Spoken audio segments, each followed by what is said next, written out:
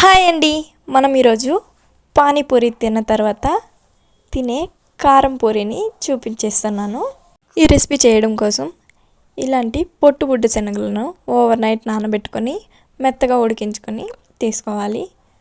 ఉల్లిపాయను ఈ విధంగా సన్న ముక్కలుగా కట్ చేసుకొని వేసుకోవాలి. కొత్తిమీర తరుగు వేయాలి. కారం ఒక్కొక్క చిటికెడు వేసుకోవాలి. సాల్ట్ రుచికి తగ్గట్టు వేసుకోవచ్చు. చాట్ మసాలా కొద్దిగా వేసుకోవాలి.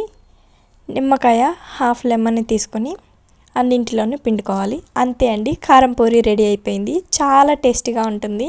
మీరు కూడా ట్రై చేసి మీకు ఎలా వచ్చిందో మీ ఫీడ్బ్యాక్ని కామెంట్ చేసేయండి. ఈ రెసిపీ ట్రై చేసిన తర్వాత ఈ టేస్ట్ మీకు నచ్చిందా లేదా అని కామెంట్ చేసేయండి. పానీపూరి ఫుల్ వీడియో లింక్ని ఈ వీడియో కింద ఇస్తాను, చూడండి.